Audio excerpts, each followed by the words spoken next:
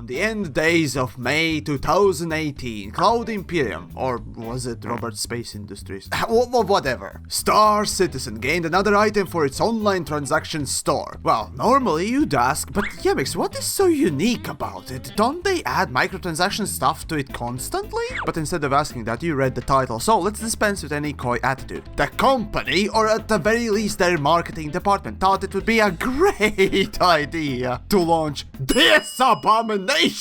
First though, let's start with a simple fact. If just anyone tries to access this page and view the contents, well then, you get 404 error. But why is that, you may ask? Answer: only people who had already coughed up at least $1,000 for the project are granted access to view it. And here's my added answer. They knew that the people who had spent that amount of cash on this, thing, will most likely be also capable of buying it. Okay, but then why hide it from everyone else? Well, here we get to see and think about the motifs of doing such a beehive fuckery. In gaming, even between the most greedy and obscene AAA publisher developers' satanic prolapsed anuses, offering more than $2,000 bundles to a Joe Blow is a risky move, and many of them instead try to just confuse you into buying these super deluxe ultra mega kilo turds. So obviously it's already bad to offer that amount, but 27,000? Even those old $11,000 bundles got sickening, especially when you remember that Star Citizen is not a game yet. It's a project that at best is in alpha state. So obviously, to reduce the chance of media and others sniffing out this shameless offer, they just hid it and show it only to the people who are less likely to talk about it and more likely to buy it due to personal investment. Sure, this is a typical targeted advertisement technique, yet it doesn't make it any more acceptable. You know, if they hadn't hidden it and just put up the signs that only trusted patrons would be allowed to purchase this, it would make more sense. But because they decided to hide it, well, it really stinks of excrement and shady dealings, doesn't it? You know what? Let's fuck this gaping hole even bigger. If you think about it, many of you, myself included, have not spent this amount of money on games, computers, internet, and electricity combined in our lives. In our fucking lives!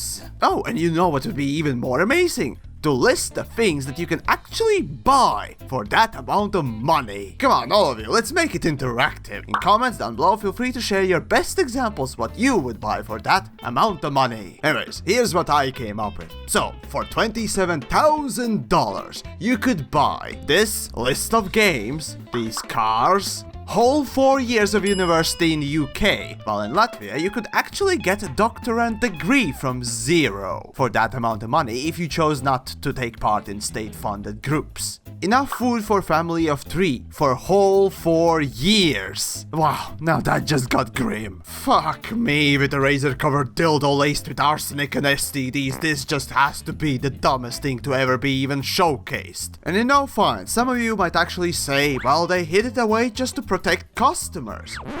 What?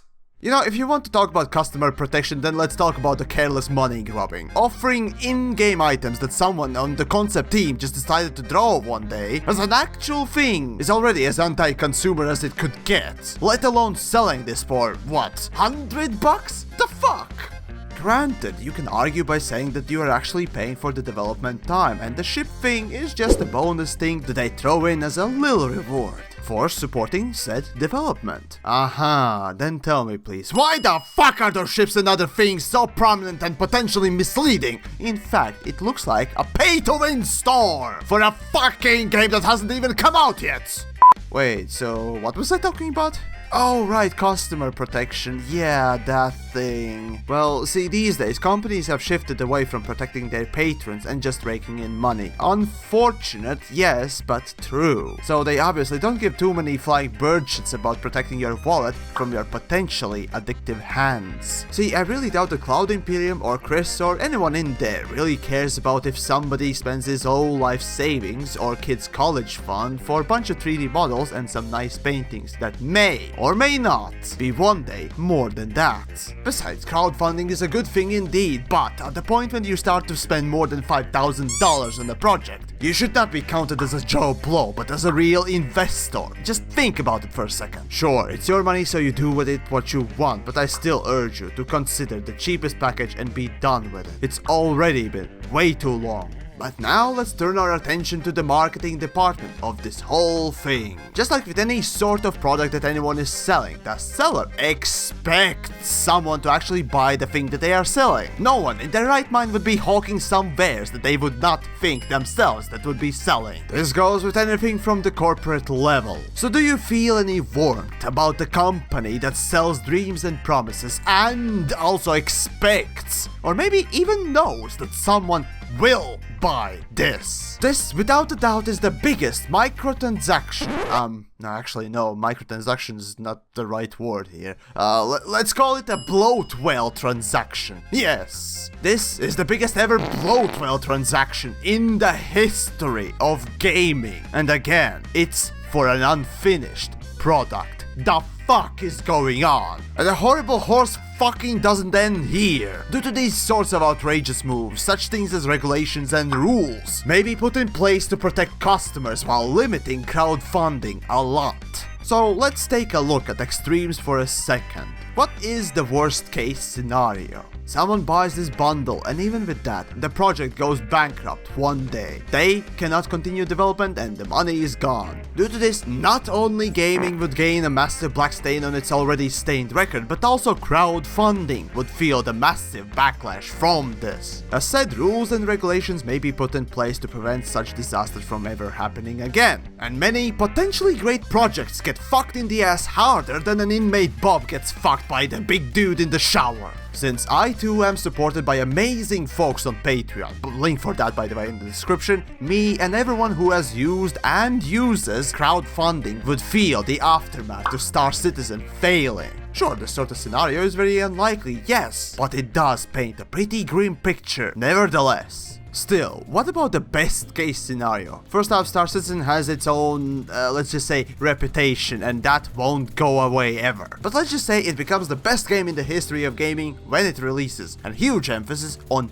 when. Not even the best games on the market right now or in the past have changed the whole industry or have redeemed their past transgressions fully. Besides, a rather small portion of gamers would still care about it, even if it was the bestest game on the market. Due to the fact that we all have our own secret fetishes, some of us just like to beat a dead horse and others like to be beat, or beaten off to. Sure, Star Citizen might be the bestest game ever, but to most it would still be meh game. Now, realistically, when you compare both extremes, the actual result will most likely end up somewhere in between. Yet, due to massively larger potential to fail, what I realistically expect Star Citizen to end up as is just a very buggy, barely working shooter that has some fans. Sure, them rabid fanboys will blindly follow everything, but due to existence of Elite, Dangerous, and fucking No Man's Sky even, and other games that are still coming out, I expect it to really be a flop. Though how big of a flop, that is to be still seen, but redeeming themselves in the general public size is highly unlikely, especially when you start to push out bundles like these. What concerns me now the most is the said implications on gaming as a whole, as I don't want to see the fucking 90s return with the fucking soccer moms and misguided politicians attempting to further fuck our enjoyment, and of course crowdfunding gaining yet another, this time possibly the most massive black stain on its record. Yet if you think about it, today's topic is about a bundle. Individually, these pieces have already been in the store for a long while for the project. And still, more are there. I would guess about 30,000 worth of bloatware transactions. Hey, if somebody has the time for a giggle, feel free to count them all. I'd love to know the total number. Only thing that has happened here is Chris's company just decided to unmask themselves. A bold move, I grant you that, but a pretty stupid one at that. So now, in the end, do let me know what you think about this stuff. Be you a rabid fan or a hater, I'd love to hear from all of you. That aside, I do have to say, if you enjoy my work, please do subscribe, and hey, if you want to support me a little bit more, my Patreon link is in the description. I promise to deliver content regardless of how many support me, so you will have that at least going for you. Okay, this is the stupidest jump animation I've ever seen. Holy shit. I mean, come on! You can't code in proper fucking jumping animation, really? No, just no. Oh, God. You're the best around, and nothing's gonna try and keep you down. Come on! paint already, you piece of shit! Come on! There we go!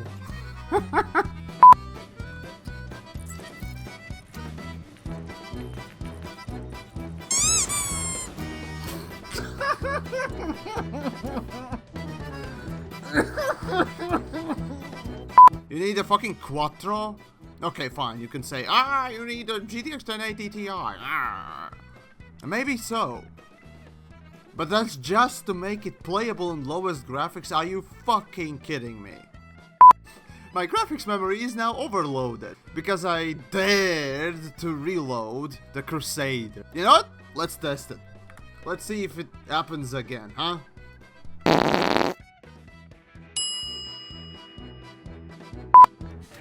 Fuck me.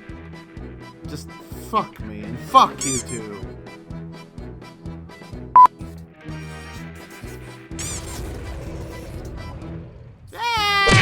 And I got the I hit the fucking ceiling. Oh my god. Okay, well there's that.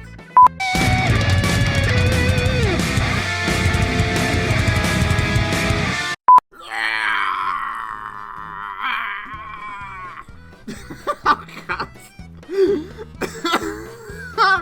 This got to be the best fucking thing ever.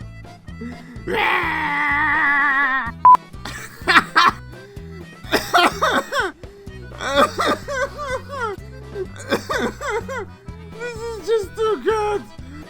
Oh my. Oh my.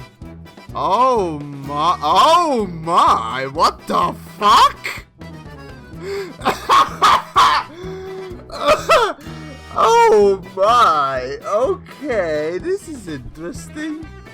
Okay. Real life money. This is not in-game money. This is real life money. I love it. I love this. Okay, so going after all the things in the ship pricing. Remember, not all of these things are shown in their store, let's just say so. Their MSRPs are hidden because they're not available and all that stuff, but at one point or another they were.